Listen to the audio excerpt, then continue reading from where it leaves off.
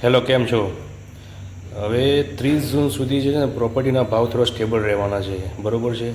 હવે જે રીતે યુદ્ધની પરિસ્થિતિ છે અને જે જીઓ પોલિટિકલ તણાવ છે એના લીધે જે ડે ટુ ડે હવે મોંઘવારી વધવા માંડી છે, પેટ્રોલ ડીઝલના ભાવ વધવા માંડ્યા છે, એમ કન્સ્ટ્રક્શન મટિરિયલનો ભાવ બી વધવા માંડ્યો છે, બરાબર છે.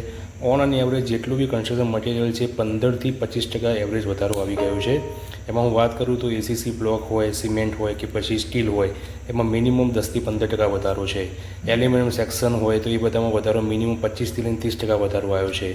બાથરૂમ ફિટિંગ્સની જેટલી આઇટમો છે એમાં બી મિનિમમ 20% વધારો આવ્યો છે, બરાબર છે. હવે ક્રેડાઈ એસોસિએશન જે છે મતલબ કે બિલ્ડર એસોસિએશન અમદાવાદનું, એ લોકોએ ભેગા થઈને એક વસ્તુ નક્કી કરી છે કે આપણે 30 જૂન સુધી આપણે કોઈ પણ રેટ વધારીશું નહીં, એટલે કે પ્રોપર્ટીની જે ભાવ છે તે 30 જૂન સુધી અત્યારે સ્ટેબલ રહેશે, બરાબર છે.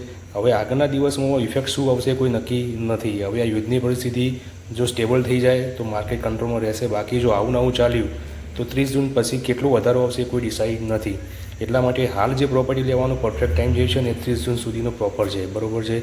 તો આ વિડીયો બધા લોકોને શેર કરો, બરાબર છે. તો જે લોકોને ખબર નથી અને જે લોકો પ્રોપર્ટી શોધી રહ્યા છે તો એ as soon as possible property લઈ લે એવું થાય, કારણ કે 30 જૂન પછી એવું બી બને કે 20% વધારો આવે, 25% વધારો આવે અને એ દિવસે પછી આપણે સર્વે કરતા હોય ને આપણા જ કિસ્સામાંથી 5 થી 10 લાખ રૂપિયા વધારે જાય, બરાબર છે. તો આવા જ રિયલ એસ્ટેટના વિડીયો માટે પેજને ફોલો કરો, નીચે કમેન્ટ કરો. Thank you.